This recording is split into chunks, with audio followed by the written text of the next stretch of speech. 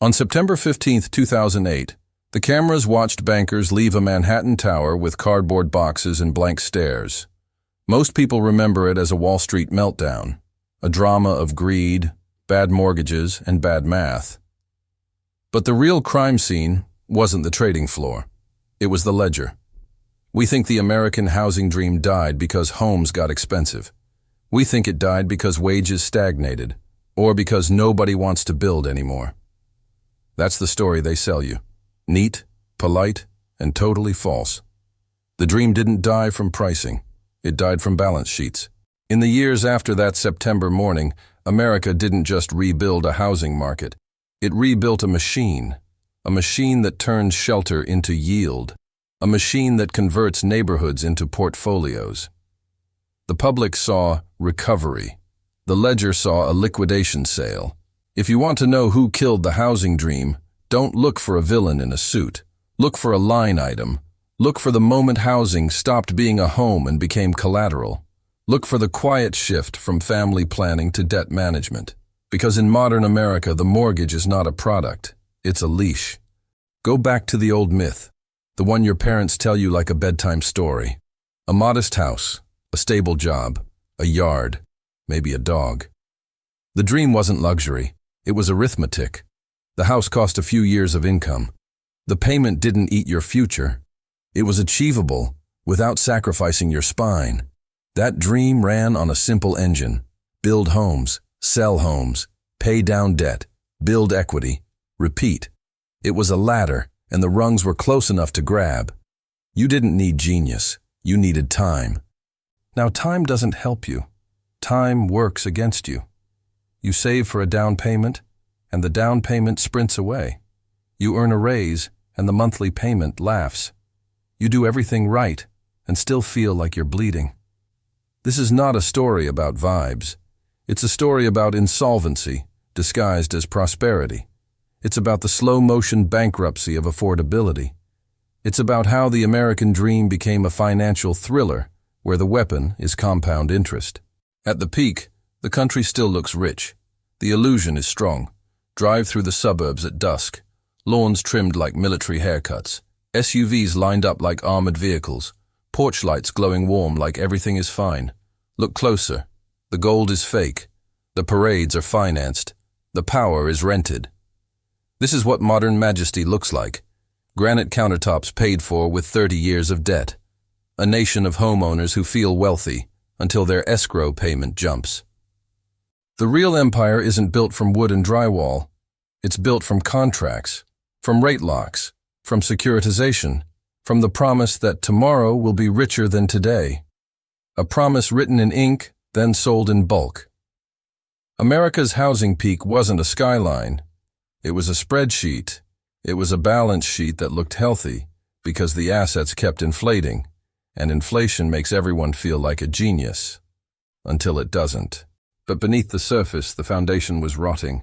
Not the foundation under the house, the foundation under the system, the part you can't see from the open house brochure, the part the realtor won't mention, even if you ask. The fatal flaw was addiction, not to shelter, to leverage, to cheap money, to the belief that housing prices should only go one direction, like gravity with a marketing budget. The system got hooked on rising valuations the way a body gets hooked on a drug. A little high becomes a habit. A habit becomes dependence. Debt became the monster in the walls. Quiet at first, then hungry, then unavoidable. It didn't crash through the door. It seeped under it. The antagonist wasn't a general. It was the bond market. It was the interest rate. It was the invisible creditor that doesn't care about your childhood memories. Call it the Federal Reserve if you want a face. Call it the bondholders if you want the truth. When rates were near zero, the monster was friendly. It offered money like candy, refinances, cash outs, cheap monthly payments that made absurd home prices feel normal. People didn't buy houses. They bought payments. They bought the illusion of affordability. Then the climate changed. In 2022, the Federal Reserve began hiking aggressively. Inflation was chewing through cash, so the central bank did what central banks do. It made money expensive again. The math flipped overnight. A house that looked affordable at 3% looked like a guillotine at 7%. That change is not a small tweak. It's a structural amputation. It changes what people can bid. It changes who can win. It changes the entire ecosystem. Think about the scale of that. On a $400,000 mortgage, a few percentage points can mean more than a car payment every month. It's the difference between saving and suffocating, between stability and slow panic. Normally, higher rates should crush prices. Demand drops. Sellers cut. The market cools. That's the textbook. But America doesn't live in textbooks. It lives in shortages and traps.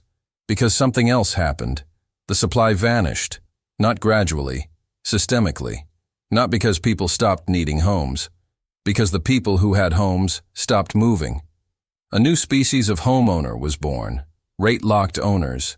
People holding mortgages from 2020 and 2021 when rates were historically low. They aren't just homeowners now. They are prisoners with golden handcuffs. Imagine a household that locked a 30-year mortgage at 2.8%. Then imagine them selling and taking a 7% rate for the same priced home. Their monthly payment doesn't rise, it detonates. So they stay, they renovate, they tolerate their neighbors, they turn starter homes into forever homes. The market becomes a museum. Inventory freezes in glass. This is where the ledger laughs. Because every frozen home is a home not for sale. Every home not for sale becomes a battleground for buyers. Less supply means more bids. More bids means higher prices, even when rates are punishing. Basic economics becomes horror. Demand weakens, but supply collapses faster. So prices don't fall. They cling. They creep. They become stubborn, like a debt that refuses to die. And while ordinary buyers are choking on mortgage math, another class of buyer walks into the room. Cash buyers. Institutional money. People who don't care about your interest rate because they don't borrow like you do. Here's the part that makes the story noir. You show up with a pre-approval letter and hope. They show up with a balance sheet and a strategy. You bring emotion. They bring liquidity. This is the era of the landlord algorithm. The era where rent is not a consequence. It is the product. Homes are no longer built to be owned. They are built to be harvested. Institutional capital doesn't need to own every house to change the game.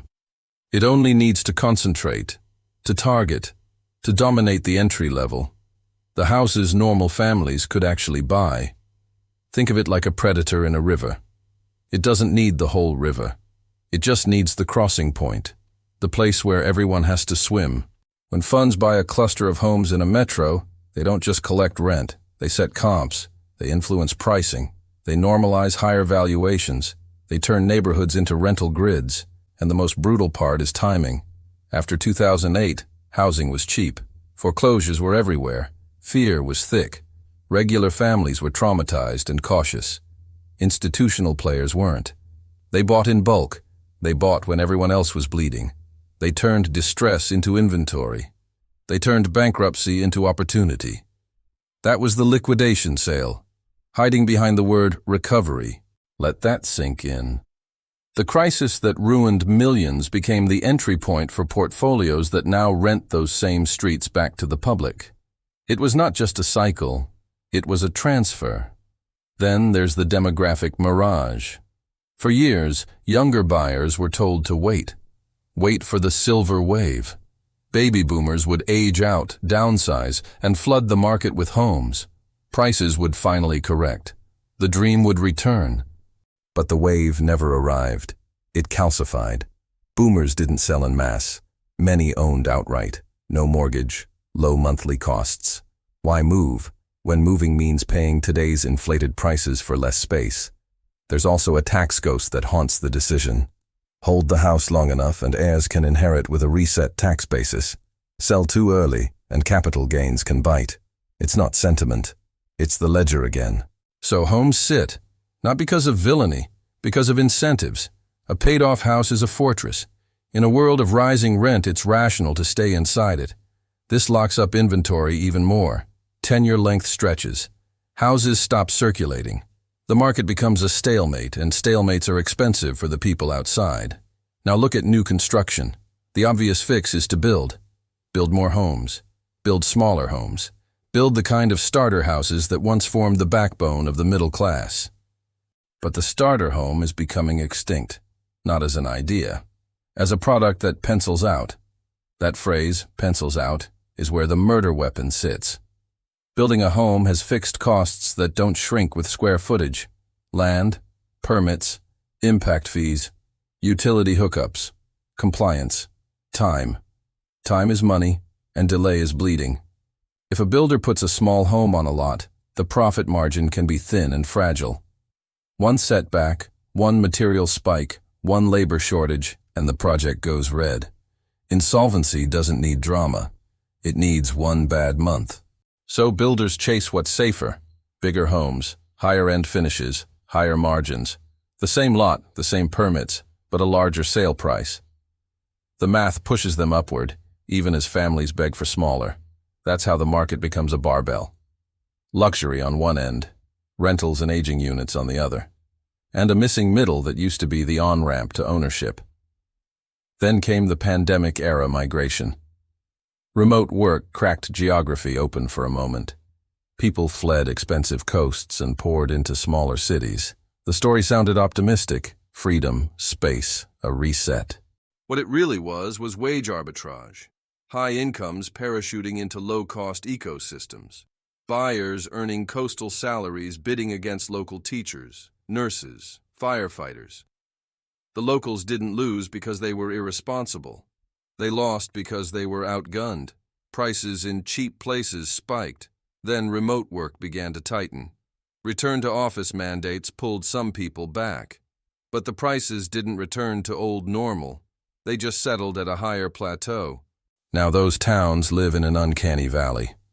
Too expensive for locals. Not attractive enough for new transplants under stricter work rules. Liquidity dries up. A market can't breathe without movement.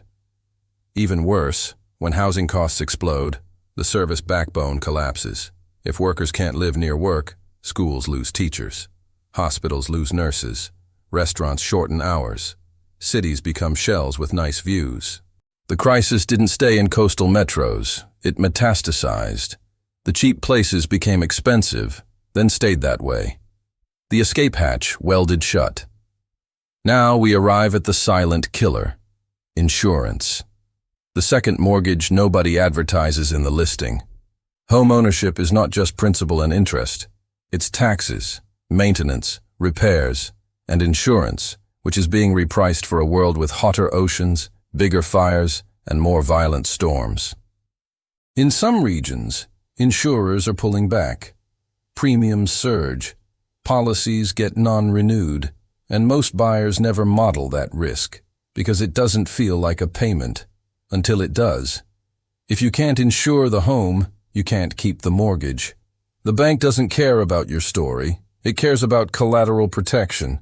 It can force place insurance, often at brutal cost, and your monthly payment can jump like a knife. This creates a cruel selection effect. Homes become financially toxic for normal buyers. Cash buyers can self-insure or absorb shocks. The middle class can't. The ledger filters assets upward, not through conspiracy, through math. Then, the renovation trap. The market forces first-time buyers into older stock. Homes that need work. People think it's manageable. They've watched the shows. They've seen the montages. They've been lied to. Renovation costs surged after 2020. Materials, labor, contractor scarcity, and older homes hide expensive secrets behind drywall, wiring, plumbing, roofs, mold. A fixer-upper stops being a project and becomes a financial war.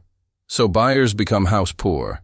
They escape rent inflation only to inherit a subscription service to surprise repairs. Their equity exists on paper, but their cash flow bleeds in reality. And this is where the psychological toll blooms. The despair that never makes it into official reports. You can't chart it neatly, but you can feel it everywhere. When people believe the future is unreachable, they stop saving for it. They start spending for now, not because they're stupid, because delayed gratification stops making sense when the prize keeps moving away. This is not laziness, it's adaptation, a rational response to a rigged timeline. It also delays life, marriage, children, community, Risk-taking. People live in a holding pattern, waiting for the crash that never comes, waiting for rates to drop, waiting for something to give. But the stalemate holds. And when a generation stops believing effort changes outcomes, you don't just get frustration. You get disengagement. You get social rot. Now here is the smoking gun, not a single villain. A document, a deal, a policy regime. The smoking gun is the unspoken agreement that housing will be protected as an asset class, that prices should be defended, that demand will be subsidized while supply is strangled by constraints. Every time policy tries to help, it often inflates demand without freeing supply. That raises prices. It rewards owners. It punishes entrants. The latter becomes a wall. This is what foreclosure looks like at a national scale. Not one family losing a home, millions losing the possibility of one. Picture the negotiation table, not a courtroom, not a battlefield, a conference room with quiet smiles. The language is polite, but the meaning is brutal. They say, we must preserve market stability.